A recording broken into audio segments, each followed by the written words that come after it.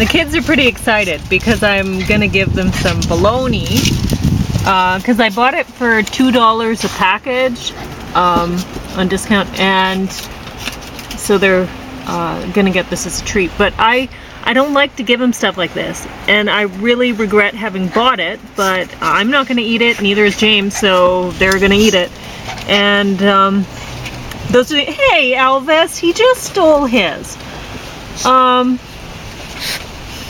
It's really bad for that, Elvis, because it's smoked meat. It's not good for them. Anyway, so I'm gonna put this down. I'm gonna talk about the stuff. Like this slice of bread here, you might think that you know, you don't think of that as having a lot of calories. That's 120 calories for that Good Haven bread, and for 2 slices of bologna, it's 160 calories. Let's just set that down. One dog is being very good, and he's more interested in what's on my plate. You can have your piece of bread that you didn't take with your bologna sandwich. You're not getting any more bologna sandwich. Sit. Good. Hey, Elvis gets no more bologna because he already stole his bologna. Paris gets bologna.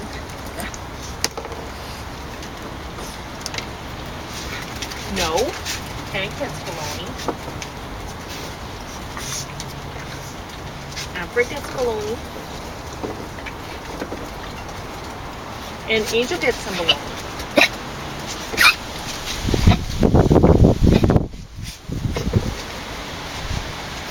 I'm not going to touch my food because I touched bologna and gross, but I'm going to give them, come on you guys, see they get really badly behaved when they get stuff like this too. So like James is going to have almond butter on his rye toast whatever things, and that's the same amount of calories as the peanut butter, and neither one of these products had sugar in it. It's just peanuts, just almonds. So 70 calories per sandwich for the bread, plus the 90 for the almond or peanut butter. That's 160, and then times 2, 320 per plate of, and then plus the 30 calories for the almond milk. So it's not bad, but I mean it's 1:45, and I could use another snack, right? That's why I made myself some peanut butter sandwiches again, because Alfred's so good. She's not only eating her bologna but her bread.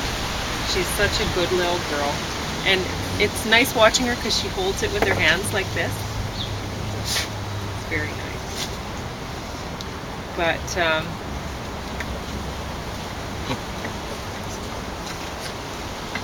I wanted to mention another good clean tip that my parents, that I grew up with. My dad, every time he went grocery shopping, he'd come back and he'd carefully wash off all of the containers and stuff like that. And my mom, when she brings her produce into the house, it gets washed right away and chopped up and put in the fridge.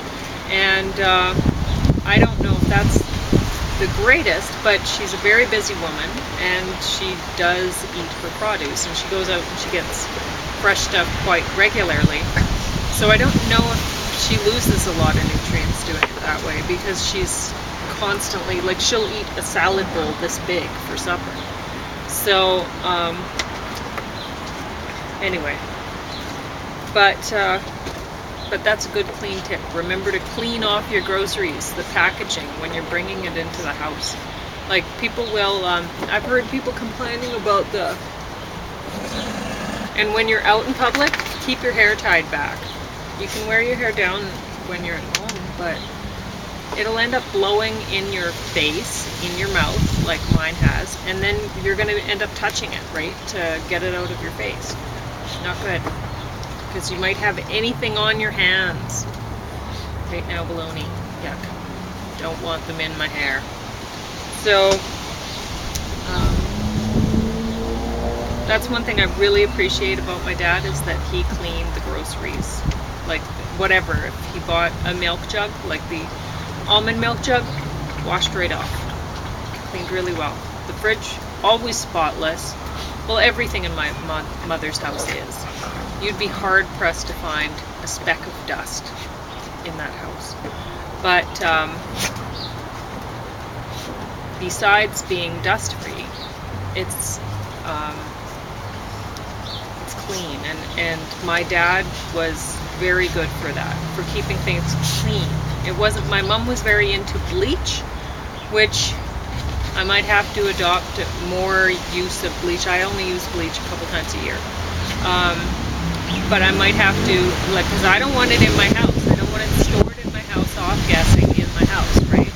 So I don't bring it in that often. But I might have to start using it more often. We'll see how the whole... Anyway, I'm not thrilled about the antibiotic resistance and stuff like that. We'll see what's going to happen. Who wants some peanut butter toast? Anybody? Do you guys want your peanut butter toast? Do you want to sit for this? Okay, good. Do you want to sit for it too? Who's sitting? You're sitting. Good job. Who else? Oh, are you sitting? Good job with the sitting. You can have that. That's yours. I would like it if you just took it rather than licked it. Can you take it and lick it somewhere else? Okay, well, I'm going to set it down and then Elvis will take it. So you better just take it. Okay, here's yours.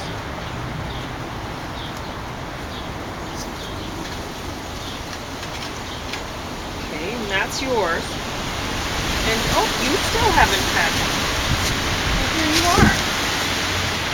There you go. So that's everybody.